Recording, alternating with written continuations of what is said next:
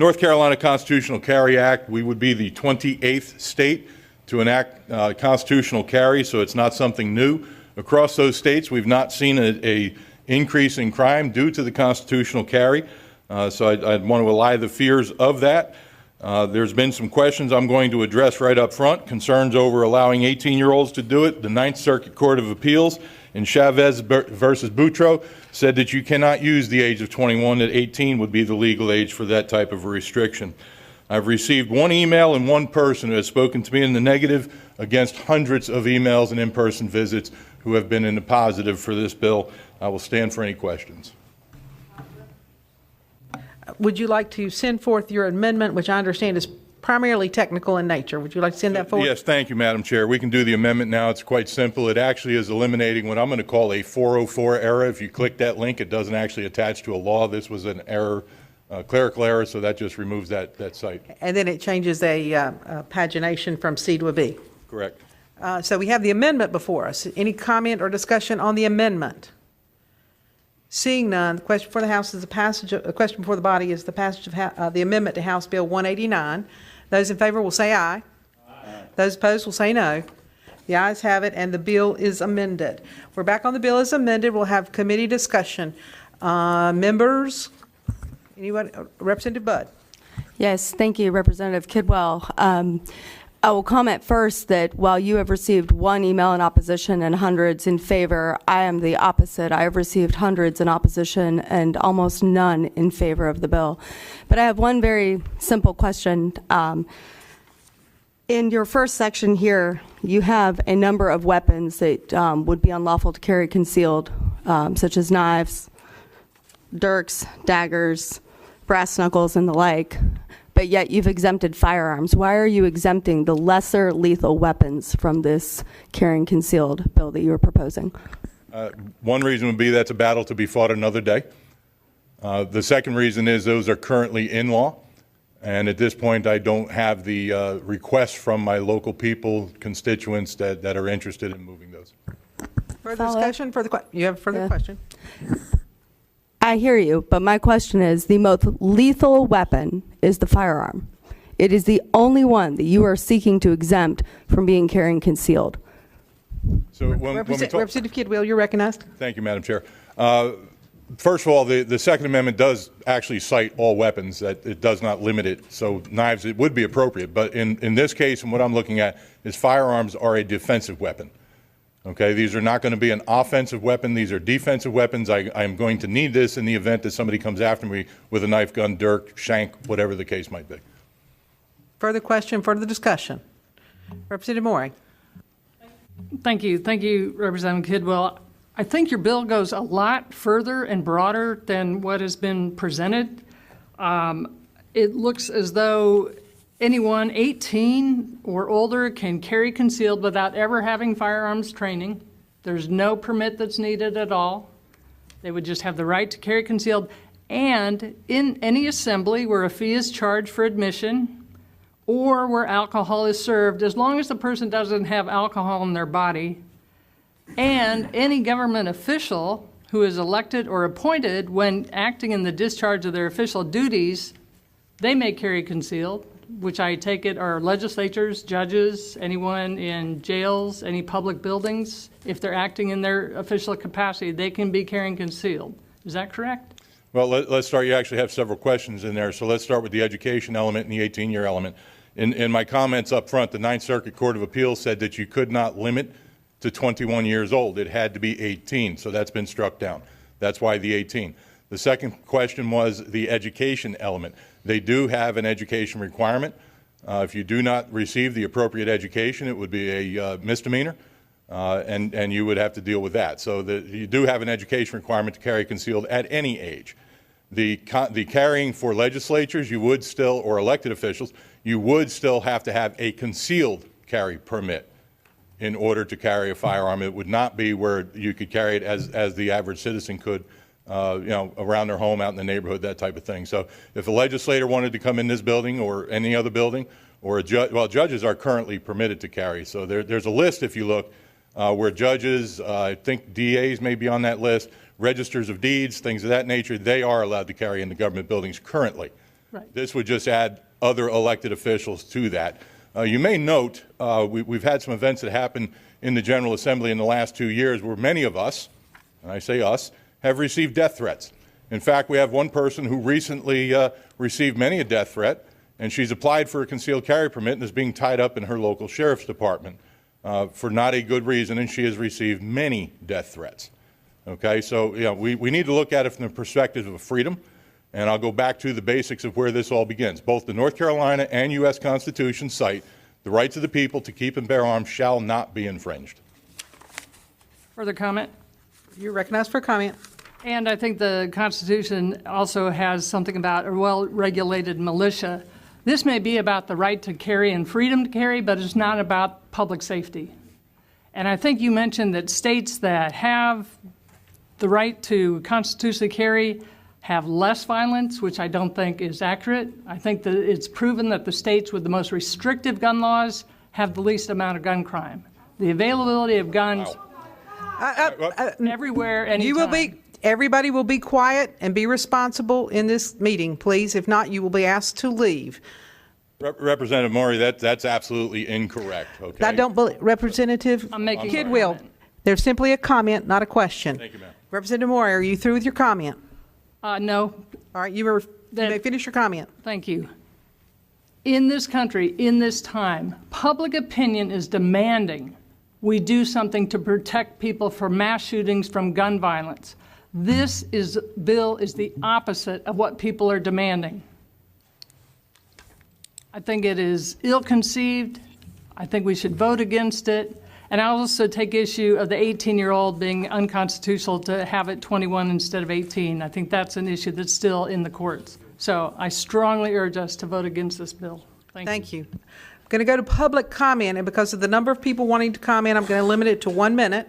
I'm also only going to take, I think it's 3 or 4 on each side, and I'm going down the list.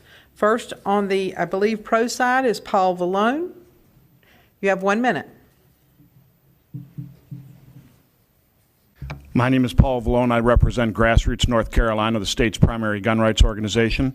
27 states have adopted some form of constitutional carry without any of the problems being predicted by our opposition.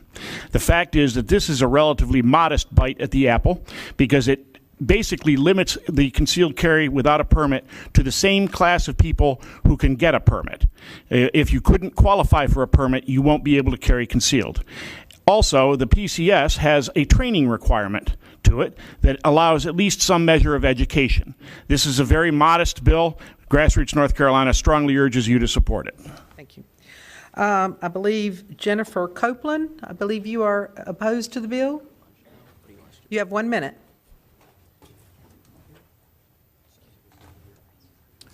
Thank you. Jennifer Copeland, North Carolina Council of Churches, representing 18 member denominations in North Carolina all across the state.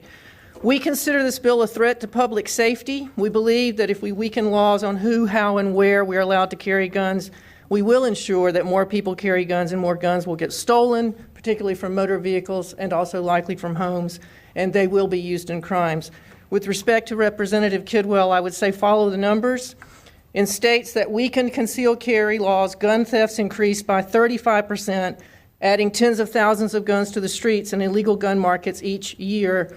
Not surprisingly, gun-related crime increased in those places by 29%. Closer to home, 1,000 guns were reported stolen from vehicles to the Charlotte-Mecklenburg Police Department last year. Not surprising, violent crime in Charlotte increased.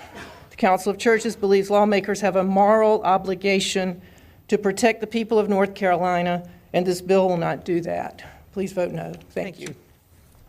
Andy Stevens.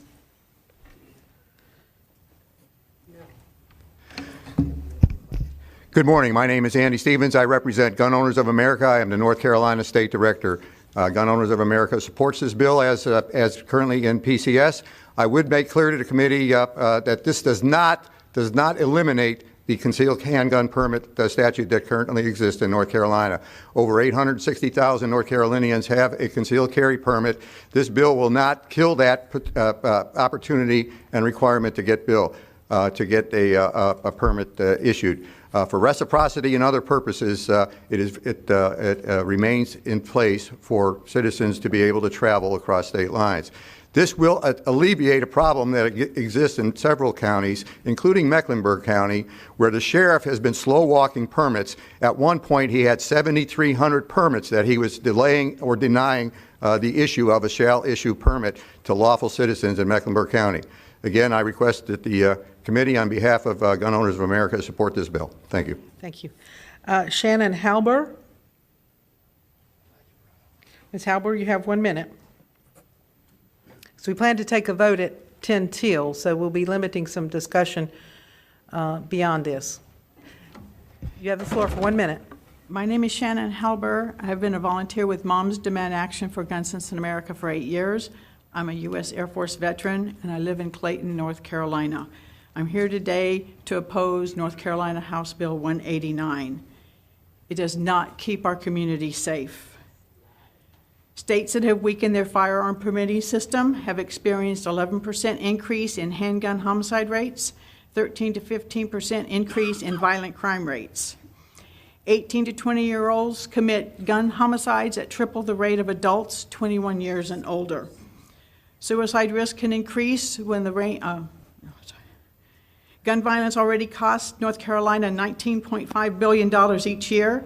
Every year in North Carolina, 1,588 people die by guns and another 3,530 are wounded. What is the cost going to be if this bill becomes law? Thank you. Marie Evett, Sheriff Association.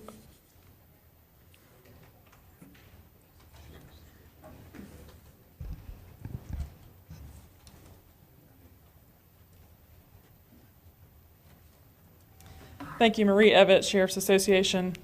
We ask you to oppose this bill. Right now, sheriffs can make sure that people who are carrying concealed weapons know the law, have a minimum level of accuracy. They run mental health checks, and they make sure that they don't have any types of criminal histories that would prohibit them from carrying a concealed weapon. This bill would still allow, or would allow folks themselves to determine whether they're capable of carrying a concealed weapon. And sheriffs now have professionally trained staff who have difficulty determining that sometimes. So to be in compliance with the law, we're expecting the citizens to be able to figure that out themselves, and in some circumstances, that's going to be very difficult for them.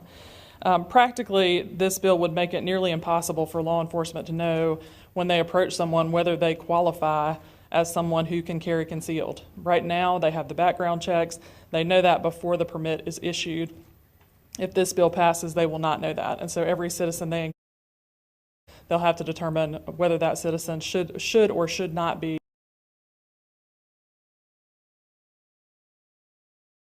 this bill. Thank you. And a final pro speaker, Becky Ciertas. Have I got the name? Have I butchered the name completely? You have 1 minute. Yeah. Okay. My name is Becky Kirchdas. I'm the Executive Director of North Carolinians Against Gun Violence. Repealing our concealed carry weapons permitting system is a dangerous idea because it would allow people as young as 18 years old with no training and no background check to carry a hidden loaded weapon. Who can be against training and background checks? Permitless carry puts the general public and law enforcement at a greater risk of their lives. In addition, people with criminal convictions are trying to get guns, but background checks are stopping them. We need to strengthen our permitting system overall by providing local sheriffs offices with the resources they need to process permits in a timely manner. 81% of U.S. adults oppose laws allowing concealed carry without a licensing agreement. I urge you to stand with law enforcement and the general public and vote no on House Bill 189. Thank you. Members, we are right at the time to take a vote. So I know that there are more things that want to be said by lots of people, but I will entertain a motion at this point. Madam Speaker, I had a couple of concerns about this bill early on, but I appreciate the sponsors working in a duty to disclose provision in there. I think that's important for law enforcement. I hope as we go forward we can put in some provision about the enforceability of the training measure. But that being said, I'll make a motion for a favorable report on the PCS to House Bill PCS as amended, House Bill 189 with a referral to rules. unfavorable to the original. Unfavorable to the original. I'll get you trained eventually. Madam Chair. You've heard the motion. Madam Representative Chair, Maury? I'm sorry. I'd like to ask for the ayes and noes on this vote, please. That's what I was going to ask. Thank you. Haven't seen it sustained, so, yeah, those in favor will say aye. Madam Chair, that's in the case of division, as I understand Okay. it, not in the case of the ayes I and don't- noes. If you're okay with suspending the rule that we have to vote by 10 till, we will call for the ayes and noes. I'm fair. Just long enough to take the ayes and noes. Yes, ma'am. Okay. Madam Clerk, you'll call the roll. Representative Budd? No. Representative Budd? No. Representative Butler? No. Representative Butler? No. Representative Gill? No. Representative Gill? No. Representative Green? Yes. Representative Green? Yes. Representative Maury? No. Representative Maury? No. Representative Purtle? Yes. Representative Purtle? Yes. Representative Smith? Aye.